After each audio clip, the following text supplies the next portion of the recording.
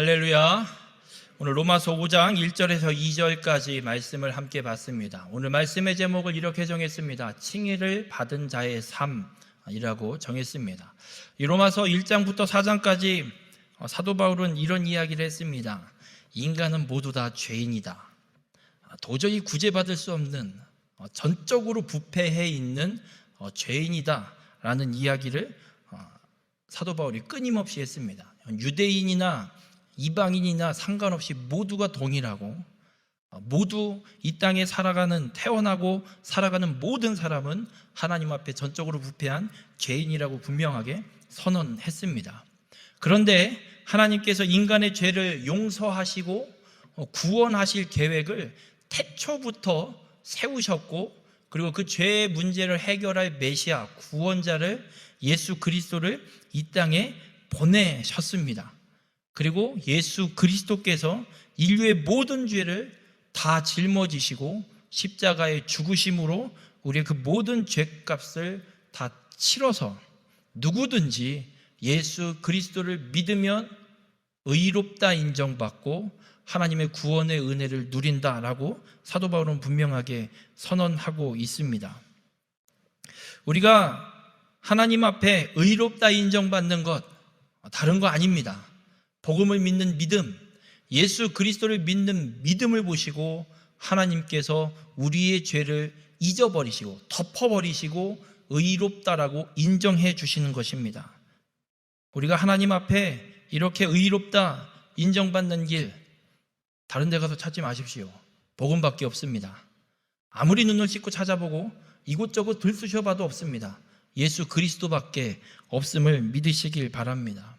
사도 바울은 끊임없이 이 로마서 4장까지 오면서 이 복음의 진리, 이 구원의 진리에 대해서 설명을 하고 선언을 했습니다. 이제 5장에 사도 바울은 본문에서 이렇게 이야기를 합니다. 믿음으로 의롭다 인정받은 자, 예수 그리스도를 믿는 자의 삶이 어떤 삶이어야 하는지 오늘 본문에서 우리에게 분명하게 선언하고 있습니다. 우리 모든 성도님들이 오늘 말씀을 통해서 믿음으로 하나님께 의롭다 인정받은 자의 삶을 온전히 살아가는 귀한 축복의 삶이 되시길 주님의 이름으로 축원합니다. 그리고 구원받은 하나님의 자녀된 권세를 온전히 누리며 살아가는 우리 모든 성도님들이 되시길 주님의 이름으로 축원합니다. 의롭다, 믿음으로 의롭다 인정받은 자의 삶이 도대체 어떤 삶을 살아가야 되는가? 오늘 본문에서 사도 바울은 이렇게 선언합니다. 그러므로 우리가 믿음으로 의롭다 하심을 받았으니 우리 주 예수 그리스도로 말미암아 하나님과 화평을 누리자라고 선언하고 있습니다. 믿음으로 의롭다 하심을 받은 우리는 예수 그리스도로 인해서 하나님과 화평을 누리는 삶을 살아가야 됨을 믿으시기 바랍니다. 예수 그리스도를 믿어 구원받은 사람의 삶은 하나님과 온전한 그 화평을 누리며 살아가는 삶임을 잊지 마시길 바랍니다. 왜 하나님과 이 화평을 이룬다, 화평을 누린다, 도대체 어떤 의미일까? 항상 복음에 대해서 선언을 하게 될 때 창세기로 돌아가게 됩니다. 창세기 1장과 2장에 하나님이 가장 보시기 좋았던 시대, 하나님의 말씀 그대로 이루어지고 하나님의 말씀하신 그대로 다스림받는 세상, 그 세상이 창세기 1장과 2장, 태초에 하나님이 천지를 창조하셨을 때 인간이 죄를 짓기 전의 모습입니다. 하나님이 회복하길 원하시고 하나님이 이루시려고 하시는 나라는 바로 그 창세기 1장과 2장에 있는 나라입니다. 그때 인간과 하나님 사이의 삶을, 그 모습을 보면 너무나도 보기 좋습니다. 인간과 하나님이 직접 대면하고 하나님의 말씀을 직접 듣고 인간은 이 땅에서 하나님의 말씀대로 맡겨주신 에덴을 경작하는 일을 하나님한테 보고하고 하나님은 또 말씀하시고 그대로 그 땅을 지켜가는, 하나님과 함께 살아가는, 하나님의 말씀 그대로 이루어가는 시대가 창세기 1장과 2장 창조의 시대입니다. 하나님과 화평을 누리는 모습이 어떤 모습이냐? 창세기 1장과 2장에 기록되어 있는 인간과 하나님 사이의 모습이 하나님과 화평을 누리는 모습이고 삶임을 잊지 마시길 바랍니다. 그렇게 하나님과 화평을 누리던 인간이 죄를 짓기 시작을 합니다. 인간이 하나님 앞에 짓는 죄, 하나님의 말씀을 거역하는 것, 하나님의 말씀대로 행하지 않는 것, 하나님의 자리에 내가 올라서려고 하는 것, 이것이 죄였습니다. 이 죄로 인해서 하나님과 화평을 누리고 살던 아담과 하와는 에덴에서 쫓겨납니다. 더 이상 하나님과 대면할 수 없는, 하나님의 말씀대로 다스림받는 그곳에 거할 수 없는 하나님과의 단절이 일어나 버립니다. 아담과 하와는 더 이상 에덴으로 돌아갈 수 없게 되어 있습니다. 이 죄 때문에 하나님과의 그 화평이 완전히 깨져 버렸습니다. 그런데 복음이신 예수 그리스도께서 우리의 죄를 대신 담당하심으로, 그리고 십자가의 죽으심으로 우리의 이 죄의 문제를 다 해결해 주셨습니다. 오늘 사도 바울은 분명하게 이야기합니다. 우리 주 예수 그리스도로 말미암아 하나님과 화평을 누리자. 하나님과 화평을 누릴 수 있는 길은 예수 그리스도밖에 없습니다. 다른 길 없습니다. 나무가 우리에게 하나님과 화평을 허락할 수 없습니다. 돌뿌리가 하나님과 우리 사이의 화평을 이룰 수 없습니다. 산에 산신령이 있는지도 모르겠습니다. 그가 하나님과 인간 사이의 화평을 온전히 누리게 할 수 없습니다. 오직 예수 그리스도만이 우리를 하나님과 화평을 누리게 합니다. 왜냐? 마가복음 15장에 보면 예수님께서 십자가에 달려 죽으실 때에 일어났던 사건 중에 하나가 이렇게 기록하고 있습니다. 예수께서 큰 소리를 지르시고 숨지시니라. 이에 성소 휘장이 위로부터 아래까지 찢어져 둘이 되니라. 성소의 휘장은 성막 안에 지성소, 하나님의 임재가 임하는 이 지성소 안에 들어가는 곳을 구분짓고 가로막는 휘장입니다. 아무나 못 들어갑니다. 1년에 단 한 번 대제사장만 대속제일에 들어가서 이스라엘 백성들의 모든 죄를 하나님 앞에 고하고 사함받는 그 하루밖에 들어갈 수 없습니다. 그 대제사장도 흠이 있거나 죄를 지으면 들어가자마자 죽습니다. 그런 곳이 지성소이고 그곳을 가로막고 있는 게 휘장입니다. 휘장에 그려져 있는 모습들,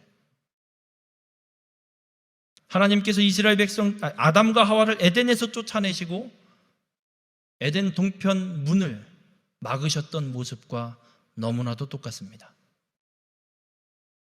하나님과의 화평, 인간의 죄로 인해서 깨진 하나님과의 화평, 이걸 가로막는, 이 죄의 문제가 해결되지 않고서는 더 이상은 하나님과 화평을 누릴 수 없는, 그 죄의 문제를 해결하기 전까지는 절대 열리지 않는 그 성소의 휘장을 예수 그리스도께서 십자가에 죽으실 때 하나님께서 찢으셨습니다. 인간이 찢은 거 아닙니다. 그래서 성경에 분명하게 기록해놨습니다. 위에서 아래로 찢어졌다. 인간이 찢었다 그러면 밑에서 위로 찢어져야 정상입니다. 그러나 성경이 분명하게 기록합니다. 하나님께서 인간의 죄로 인하여 깨져버린 하나님과의 화평을 다시금 회복시키기 위해 가로막고 있는 성소의 휘장을 위에서 아래로 찢어버리셨다는 겁니다.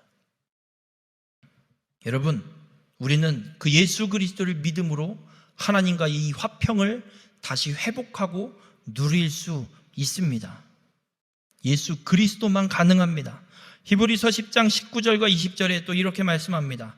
우리가 예수의 피를 힘입어 성소에 들어갈 담력을 얻었나니 그 길은 우리를 위하여 휘장 가운데로 열어놓으신 새로운 살 길이요 휘장은 곧 그의 육체니라. 예수 그리스도의 피로 우리의 죄가 덮어지고 하나님 앞에 나갈 힘, 능력을 우리에게 하나님이 허락하셨다라고 분명하게 선언하고 있습니다. 우리는 예수 그리스도를 통해서만 하나님 앞에 나아가서 하나님과 화평을 다시 이룰 수 있는 삶이 됨을 믿으시길 주님의 이름으로 축원합니다. 예수 그리스도를 믿는 우리는 이미 하나님과 화평을 누릴 수 있는 이 화평을 얻었음을 믿으시길 바랍니다. 의심하지 마십시오. 예수 그리스도를 믿는 자는 이 화평을 이미 얻었습니다. 그럼 우리는 어떻게 하면 되느냐? 하나님과의 화평을 누리며 살아가면 됩니다. 에덴에서 아담이 하나님과 함께 화평을 온전히 이루며 살았던 것처럼 우리도 이 땅에서 예수 그리스도를 믿는 우리도 이 땅에서 아담처럼, 에덴의 아담처럼 하나님과의 화평을 누리며 살아가면 되는 줄 믿으시길 주님의 이름으로 축원합니다. 이유는 하나입니다. 예수 그리스도의 피가 우리의 죄를 덮었습니다. 하나님이 우리를 보시면 우리의 죄가 보이는 게 아니라 우리를 완전히 덮고 있는 예수 그리스도의 보혈이 보이십니다. 그래서 하나님은 우리의 죄가 덮어져 있고 우리를 덮고 있는 그 그리스도의 보혈을 보고 우리를 의롭다 인정하시고 자녀 삼아 주십니다. 하나님은 그렇게 우리의 아버지가 되어 주십니다. 하나님은 그렇게 우리와 다시 화평을 이루고 누리도록 우리를 자녀 삼아 주십니다. 우리 모든 성도님들, 믿음으로 의롭다 인정받은 자, 이 칭의를 받은 자의 삶은 예수 그리스도를 통해 이루어진 하나님과 화평을 누리는 삶임을 믿으시기 바랍니다. 무엇을 하는 게 아니라, 무엇을 이루어내야 되는 게 아니라 하나님께서 예수 그리스도를 통해 회복시키시고 온전케 하신 하나님과 이 화평을 누리면 되는 줄 믿으시길 바랍니다.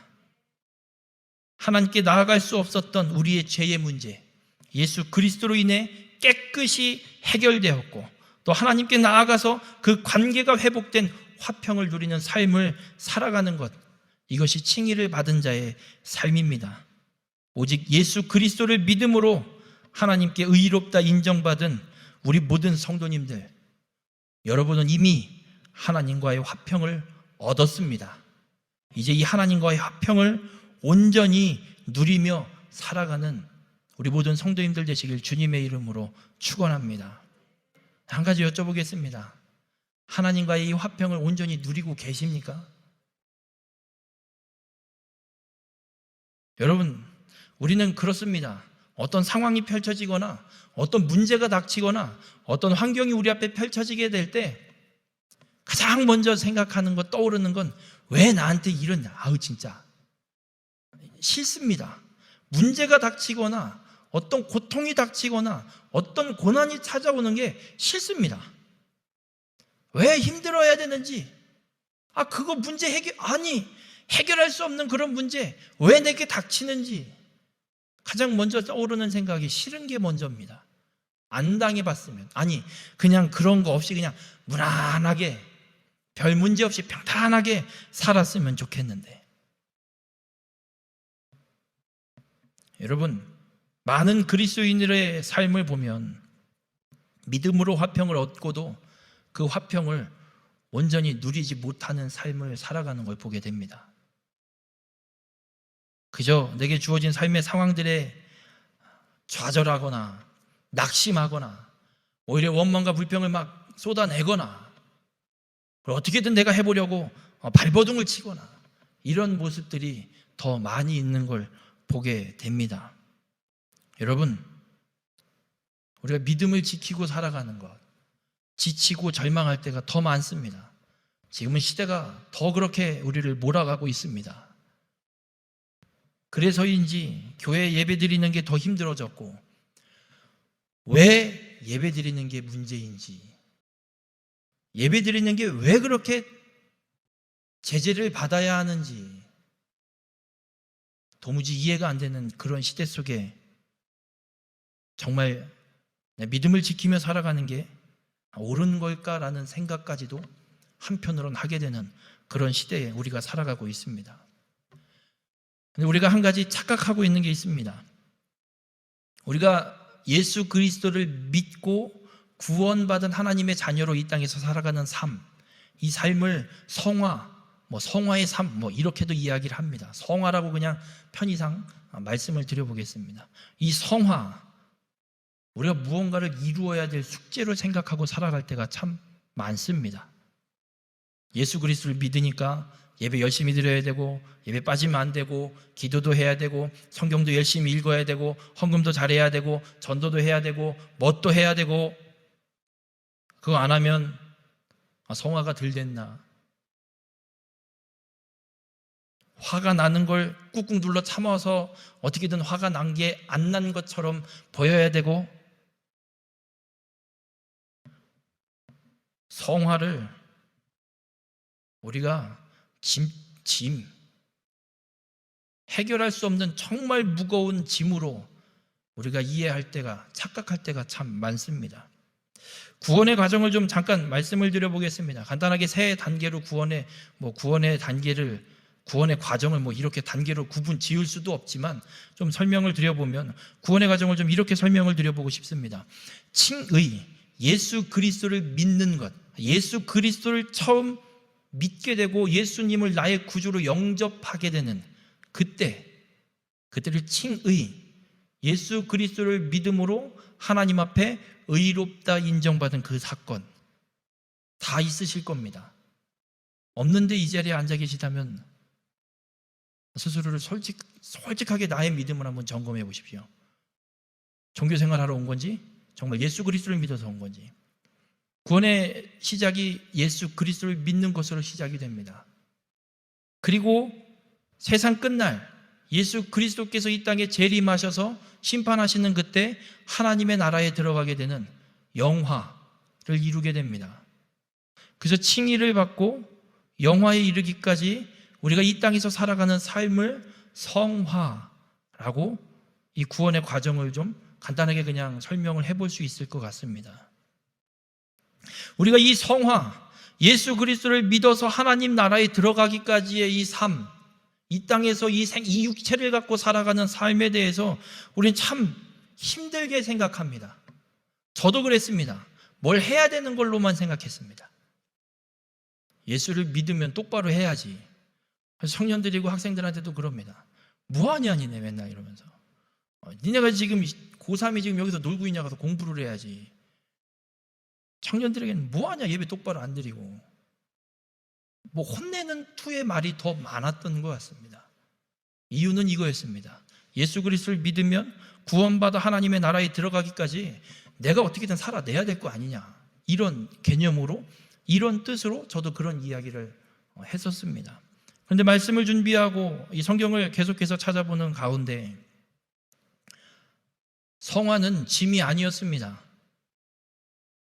이 땅에 예수 그리스도를 믿고 살아가는 우리의 삶은 숙제가 아니었습니다. 여쭤보겠습니다. 우리가 의롭다 하나님 앞에 인정받는 건 무엇으로 받습니까? 너무 어려운 걸 여쭤봤나요?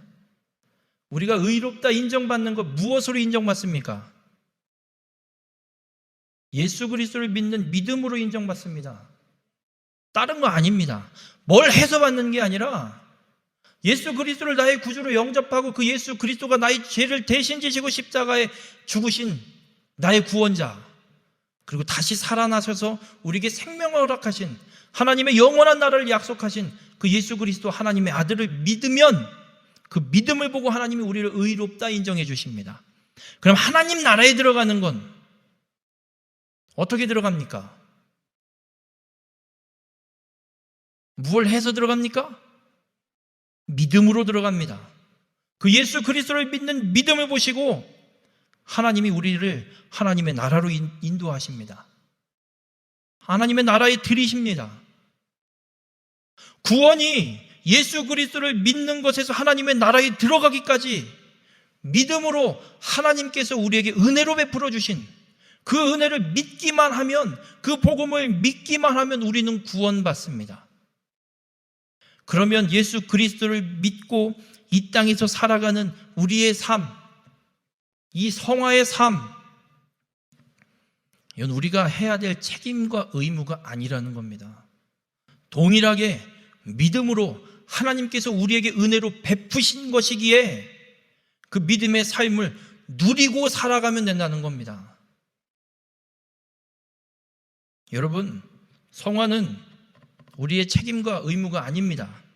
예수 그리스도께서 완성해 놓으신 그 성화를 매일 누리는 기쁨인 줄 믿으시길 바랍니다. 예수 그리스도께서 십자가의 그 길을 통해 우리가 어떻게 살아가야 될지를 분명하게 우리에게 보여주셨고, 우리는 그 예수 그리스도를 따라 살아가기만 하면 하나님 나라에 들어가게 됨을 믿으시길 바랍니다. 좀 설명을 드려보면 한 가지 여쭤보겠습니다. 여러분들이 자녀를 낳았죠? 자녀들이 다 있으시죠? 뭐 없으신 분들도 계시겠지만 자녀들이 있습니다. 어린 아이들이 태어났습니다. 그 아이가 여러분의 자녀인 이유가 무엇입니까? 내가 낳아서. 걔네들이 뭘 해섭니까? 여러분의 자녀가 여러분에게 무엇을 해서 여러분의 자녀가 되었습니까? 갓난아기가 뭘 합니까? 배고프면 울고, 기저귀 갈고 싶으면 울고, 졸리면 자고.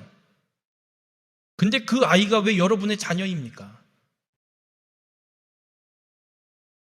내가 낳은 아이기 때문에 내 새끼입니다.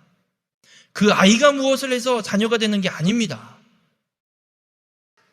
우리가 무엇을 해서 하나님의 자녀가 되는 게 아닙니다. 하나님이 우리를 만드셨기에 우리는 하나님의 자녀입니다. 우리가 이 성화의 삶을 살아가는 과정 속에 무엇을 해야지만 하나님의 자녀가 되는 것이 아닙니다. 하나님이 우리를 만드셨기에 우리는 하나님의 자녀로 그냥 살아가는 겁니다. 어린 자녀들이 어떻게 삽니까? 엄마 아빠한테 뭘 얻기 위해서 무슨 요령을 피고 무슨 일을 이루어내고 가서 무슨 사업을 만들어 옵니까? 아닙니다. 걔네들은 지가 필요하면 와서 엄마한테 와서 그냥 설렁설렁 와서 이야기만 합니다. 엄마 나 뭐가 갖고 싶은데, 뭐가 하고 싶은데. 그럼 그냥 해줍니다. 걔네들이 뭘 해서가 아니라 그렇게 자녀의 삶을 우리의 자녀들이 누리고 살아갑니다. 부모님으로부터 내가 자녀라는 것, 내가 우리 부모님의 자녀라는 걸 증명하기 위해서 그 관계를 깨지 않기 위해서 자녀들이 하는 건 아무것도 없습니다. 오히려 당당합니다. 엄마 아빠가 나한테 이걸 왜 안 해줘? 엄마 아빠면 이걸 해줘야지. 내가 아직 초등학생인데 무슨 돈을 번다고 내가 이걸 어떻게 사? 엄마 아빠가 사줘야지. 엄마 아빠가 이걸 내가 할 수 있게 해줘야지. 아주 뻔뻔해도 보통 뻔뻔한 게 아닙니다. 여러분, 우리가 예수 그리스도를 믿어 하나님 나라에 들어가기까지 이 성화의 삶을 살아가는 것, 우리가 무엇을 해서 살 수 있는 게 아닙니다. 우리가 무엇을 해야지만 성화가 완성되는 게 아닙니다. 성화는 이미 예수 그리스도께서 다 완성해 놓으셨습니다.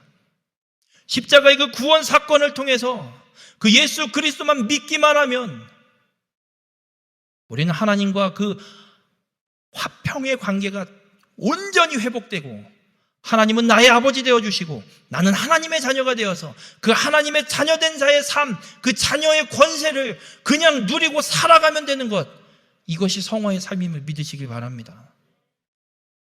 우리가 뭐 할 거 없습니다. 믿음으로 하나님의 말씀대로 하나님의 자녀로서 누리며 살아가는 우리 모든 성도님들 되시길 주님의 이름으로 축원합니다. 그럼 성화를 어떻게 누리면 될까? 누리면 되는데 그럼 어떻게 누리냐?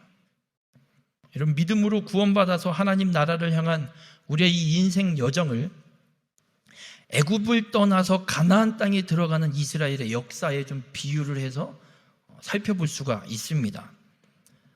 이스라엘 백성들이 애굽을 떠나는 마지막 10번째 재앙, 그 10번째 재앙은 죽음이었습니다.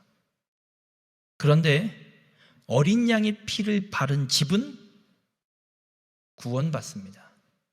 그래서 그 6월절 사건 이후에 이스라엘 백성들은 애굽을 떠날 수 있게 됩니다. 그리고 광야 40년 길을 걸어서 하나님이 약속하신 가나안 땅에 들어가게 됩니다. 우리의 인생을 비유해 보겠습니다. 6월절 사건, 예수 그리스도를 믿는 사건입니다. 어린 양의 피가 문설주 문에 발려진 집은 그 피를 보고 여호와의 사자들이 넘어갑니다. 재앙을 내리지 않고 넘어갑니다.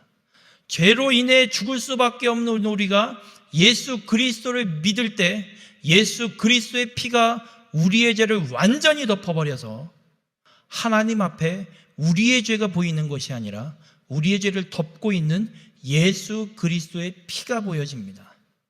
그래서 예수 그리스도를 믿음으로 의롭다 인정받는 사건이 이 사건. 이스라엘 백성들에겐 유월절의 사건, 우리에겐 예수 그리스도를 믿는 사건. 예수 그리스도를 믿으면 이제 이스라엘 백성들은 광야 40년 길을 걷습니다. 우리도 예수 그리스도를 믿고 나서부터 하나님 나라에 들어가기까지 광야 같은 인생길을 걸어가게 됩니다. 그 광야의 인생길을 다 걸어가야지만 우리는 하나님 나라에 들어갈 수 있습니다. 그 광야길을 걷지 않으면 하나님 나라에 들어갈 수가 없습니다. 이스라엘 백성들이 광야를 온전히 걸어가지 않으면 하나님 약속하신 그 땅에, 가나안 땅에 들어갈 수 없는 것처럼 우리도 동일하게 광야 같은 인생길을 우리는 걸어가야 합니다. 우리가 예수 그리스도를 믿고 살아가는 우리의 이 지금의 삶은 바로 광야 같은 인생길을 걷고 있음을 잊지 마시길 바랍니다. 그럼 이스라엘 백성들이 그 광야를 어떻게 40년 동안 걸어갈 수 있었느냐는 겁니다. 여러분, 광야는 아무것도 없습니다. 정말 낮에는 덥고 밤이 되면 썰렁해지고 여름에 가면 40도가 넘습니다. 에어컨 빵빵한 버스에서 내리는데 찜질방에 있는 불가마 있죠. 불가마에 선풍기 틀어놓은 그 바람이 훅 몰아칩니다. 그런 곳을 이스라엘 백성들이 40년을 걸었다. 걸을 수 없는 그런 길인데 걸은 겁니다. 하나님의 역사 아니면 걸어갈 수가 없습니다. 하나님께서 끊임없이 이스라엘 백성들을 책임지셨습니다. 매일 만나를 먹이시고 물이 없을 땐 물을 먹이시고 신발과 의복이 40년 동안 헤어지지 않게 하시고 구름 기둥과 불 기둥으로 그들이 가야 할 길을 끊임없이 인도하시고 어디를 가야 할지, 어디로 가야 할지, 어디에 멈춰야 할지, 언제 출발해야 될지 하나님은 끊임없이 이스라엘 백성들이 가야 할 길을 광야에서 책임지셨습니다. 단 한순간도 눈을 떼지 않으셨습니다. 그런데 이스라엘 백성들의 모습은 어떻습니까? 원망과 불평을 일삼습니다. 매일의 일용할 양식을 만나를 주신데 가시 갖고 동울고 지겨워 죽겠네. 맨날 이거 먹어야 돼. 불평합니다. 마실 물 없으면 하나님 물 떨어졌어요. 물 주세요. 기도할 것이지. 우리를 죽이려고 이 땅볕에 이곳까지 끌고 나왔냐? 애굽에 있을 때가 더 좋았다. 원망과 불평을 일삼습니다. 가데스 바네아에서는 하나님의 말씀대로 가나안 땅을 정탐하게 됩니다. 하나님이 약속하신 땅, 젖과 꿀이 흐르는 땅이라는 걸 직접 눈으로 확인하고도 왔는데 한다는 소리가 젖과 꿀이 흐르는 땅이 맞습니다. 그러나 그 땅을 우리는 절대 정복할 수 없습니다. 하나님의 약속을 확인하고도 믿지 못하는 이스라엘 백성들. 여러분, 성화를 우리가 온전히 누리지 못하는 건 바로 이미 주어진 하나님의 은혜를 믿지 못하기 때문입니다. 이스라엘 백성들의 광야 40년 길은 하나님께서 책임지셨습니다. 단 한순간도 책임 안 지신 적이 없습니다. 그런데도 불평합니다. 그런데도 하나님의 약속을 확인하고도 믿지 못합니다. 우리도 동일하지 않습니까? 우리의 삶, 하나님이 책임지십니다. 그런데도 우린 믿지 못합니다.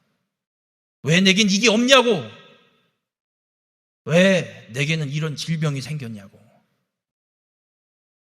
그 질병을 갖고도 죽지 않는 게 은혜입니다. 사고나지 않고 오늘 하루를 무사히 살아간 게 하나님의 은혜입니다. 오늘 하루 먹을 양식이 있는 게 하나님의 은혜입니다. 통장에 잔고가 없을지라도 오늘 우리를 먹이시는 분은 하나님이십니다.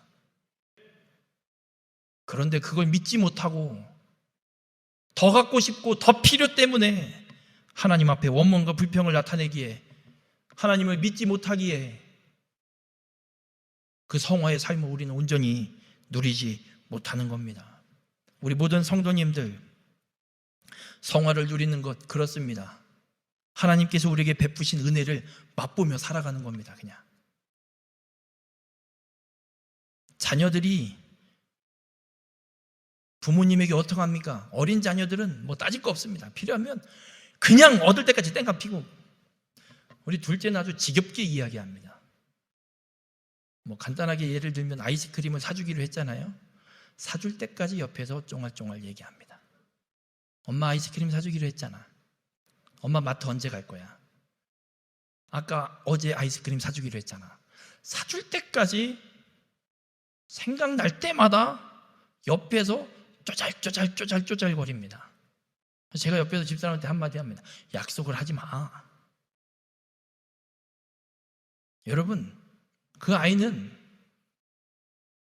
엄마가 사준다고 했으면 그냥 누리는 겁니다. 난 그걸 먹기만 하면 됩니다. 그걸 먹기 위해서 무얼 하는 게 아니라 엄마한테 이야기만 하면 됩니다. 사준다고 했잖아. 빨리 사줘. 나 먹어야 돼. 누리면 됩니다. 엄마가 안 사주는 거 아니야? 의심하지도 않습니다. 그냥 와서 옆에서 떠듭니다. 아이스크림, 아이스크림, 아이스크림, 아이스크림. 여러분, 우리는 예수 그리스도를 믿음으로 구원받았습니다. 구원받은 하나님의 자녀입니다. 하나님의 자녀된 권세를 누리고 살아가면 됩니다.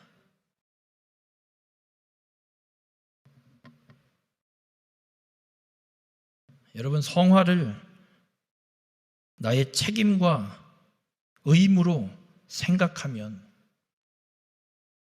우리는 나의 죄를 인정하지 않으려고 할 겁니다. 나의 흠을 잡고 가리고 덮으려고 할 겁니다. 왜냐하면 그렇게 보여야 되니까. 성화라는 책임과 의무를 내가 다 하는 걸 보여야 되니까.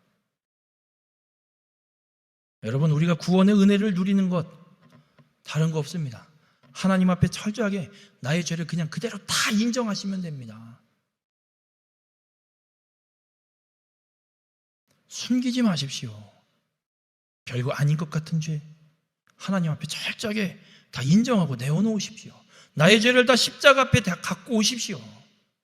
그래야 예수 그리스도의 보혈로 덮여집니다. 죄를 인정하지 않으면 숨길 수밖에 없습니다.